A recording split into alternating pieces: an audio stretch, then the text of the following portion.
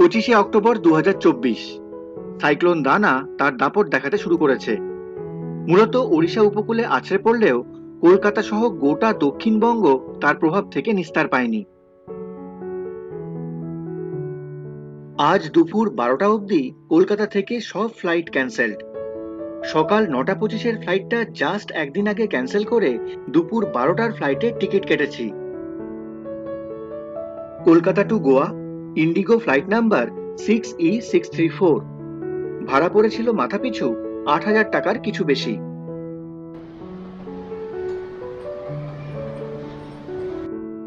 ওয়েদারের যা অবস্থা, যেমনটা ভেবেছিলাম ঠিক তাই হলো। ফ্লাইট শিডিউল টাইমের চেয়ে প্রায় 2 ঘন্টা দেরিতে ছাড়বে। আকাশপথে মাত্র 2 ঘন্টা 40 মিনিট সময় কাটিয়ে ভারতের পূর্ব উপকূল থেকে পৌঁছে গেলাম পশ্চিম উপকূলে।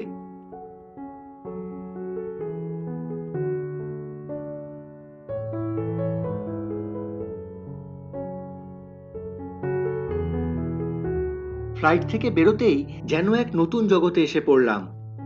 দিনের শুরুটা দুর্যোগপূর্ণ হলেও দিনের শেষটা কিন্তু মনে করিয়ে দিল আমার জীবনের প্রথম গোয়া ট্রিপ বেশ উপভোগ্য হতে চলেছে। হাই হ্যালো বন্ধুরা, আমি সন্দীপ আর আপনারা দেখছেন আমার চ্যানেল ট্রাভেল উৎপাল। এই চ্যানেলের আরও একটি নতুন ভিডিওতে আপনাদের সকলকে জানাই স্বাগত। আমি এখন আছি ডাবল ইম ইন্টারন্যাশনাল এয়ারপোর্টে, যার মানে আমি চলে এসেছি ইন্ডিয়ার স্মলেস্ট স্টেট গোয়াতে। এয়ারপোর্টের ভেতরেই গভর্নমেন্ট ট্যাক্সি অ্যাপের কাউন্টারের দিকে এগিয়ে গেলাম।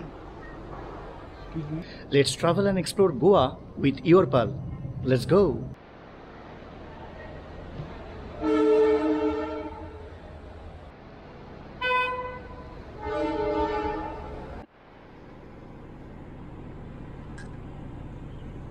গোয়াতে এখন টেম্পারেচার 30 ডিগ্রি সেন্টিগ্রেড, আর আমি এখন যাচ্ছি এয়ারপোর্ট থেকে গোয়ার রাজধানী পানাজি বা পাঞ্জিমে, যেখানে হোটেল বুক করা আছে। এয়ারপোর্ট থেকে পানাজির দূরত্ব কম বেশি 27-28 কিলোমিটার, যা গাড়িতে যেতে সময় লাগবে 30 থেকে 40 মিনিট।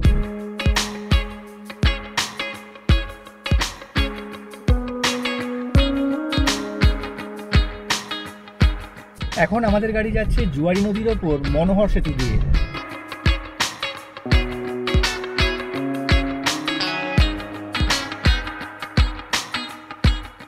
এয়ারপোর্ট থেকে government taxi app Goa Miles দিয়ে ক্যাব বুক করলাম। এয়ারপোর্ট থেকে 27 কিলোমিটার দূরে অবস্থিত আমাদের হোটেলে যেতে ভাড়া পড়বে 866 টাকা, আর গেটে 50 টাকা চার্জ দিতে হয়।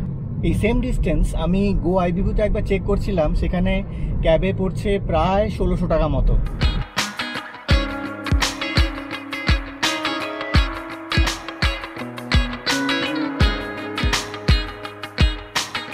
পানাজি আর মাত্র 7 কিলোমিটার।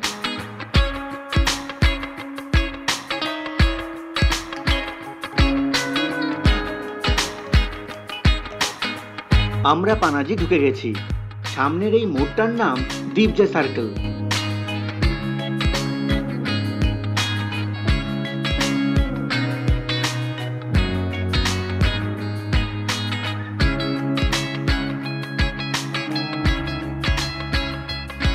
মান্ডবী নদীকে ডান দিকে রেখে আমাদের গাড়ি এগিয়ে চলল। আর 2 মিনিটে হোটেল পৌঁছে যাব। ক্যাব এই মোড়ে নামিয়ে দিল। এখন এখান থেকে আর 50 মিটার দূরে হোটেলে যাচ্ছি।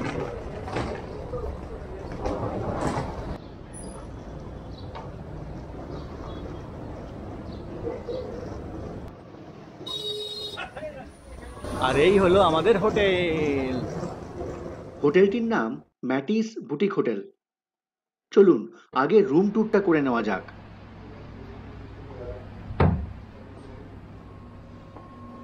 এই হলো মেটিয়াস হোটেলের রুম। ঢুকেই বেড, এসি, ফ্যান তো আছেই। এখানে একটা বেড সাইড টেবিল ল্যাম্প, সুইচগুলো পুরনো দিনের সুইচ। এখানে একটা পুরনো দিনের কাবার্ড, এখানে ছোট্ট একটা ব্যালকনি।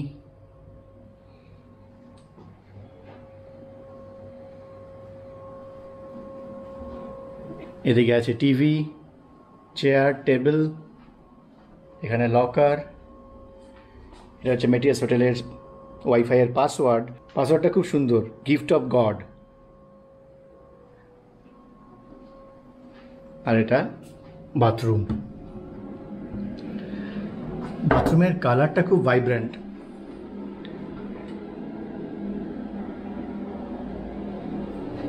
এদিকে স্নানের জায়গা,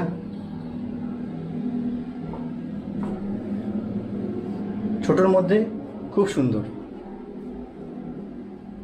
মেটিয়াস বুটিক হোটেল। এই হোটেলে প্রতি রাতের ভাড়া পড়েছিল ট্যাক্স সহ 4,000 টাকা মতো।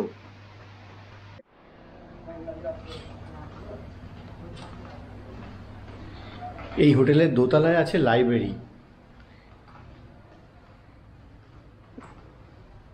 এই হচ্ছে লাইব্রেরির বইয়ের সম্ভার, আর এখানে বসে পড়ার জায়গা। খুব সুন্দর একটা হেরিটেজ ব্যাপার আছে এর মধ্যে।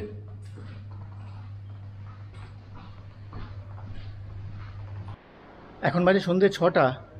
হোটেল থেকে বেরিয়ে আমি এখন যাচ্ছি, এই সামনেই একটা রেস্টুরেন্ট অ্যান্ড বার আছে যার নাম হচ্ছে ভেনিট, সেখানেই যাচ্ছি।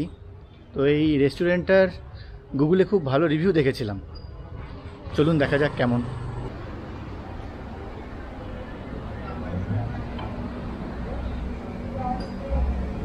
ভেনিট, established in 1954.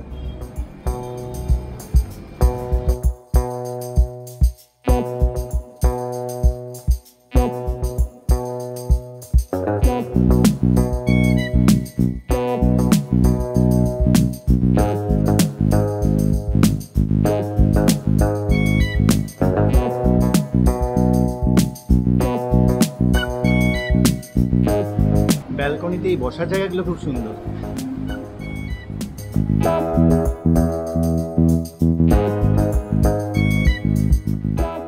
এখানে যেটা অর্ডার দিলাম সেটার নাম হচ্ছে চিকেন মাশরুম স্টেক। দারুণ খেতে। এর সঙ্গে দিয়েছে ফ্রেঞ্চ ফ্রাইজ, সেদ্ধ গাজর আর মটরশুঁটি আর স্যালাড। এই মাশরুম স্টেকে কর্নও আছে, বেবি কর্ন।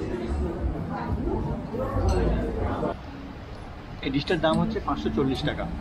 স্টেক তো অনেক জায়গায় অনেকেই খেয়ে থাকবে, ইভেন আমাদের কলকাতাতেও অনেক জায়গায় স্টেক একটা খুবই পপুলার একটা ডিশ। কিন্তু যেটা আমার খুব ইন্টারেস্টিং লেগেছে এই ডিশে, এখানকার যে স্যালাডটা দিয়েছে, মানে almost like a palate cleanser. মানে বাঁধাকপি শসাটা অলমোস্ট খুব ফাইনলি গ্রেন করে তার সাথে একটা মাস্টার্ড মিক্স করে দেওয়া হয়েছে। মানে এটা আমার খুবই রিফ্রেশিং লাগছে। হ্যাঁ, আপনারা হয়তো দেখতে পাচ্ছেন জিনিসটা, পরিমাণটা আর একটু ভালো হলে ভালো হতো, কিন্তু ইটস রিয়েলি ভেরি টেস্টি।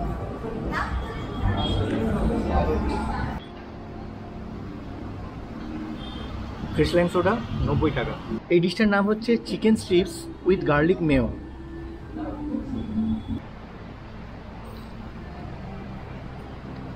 দারুণ খেতে, মেয়োটা জাস্ট অসাধারণ। এই ডিশটার দাম হচ্ছে 440 টাকা। এরপর মান্ডবী নদীর ধারে কিছুটা সময় কাটিয়ে হোটেলে ফিরে এলাম। আমার গোয়া ট্রিপের প্রথম পর্বটি আপনাদের কেমন লাগলো কমেন্ট করে অবশ্যই জানাবেন। দেখা হচ্ছে পরের পর্বে।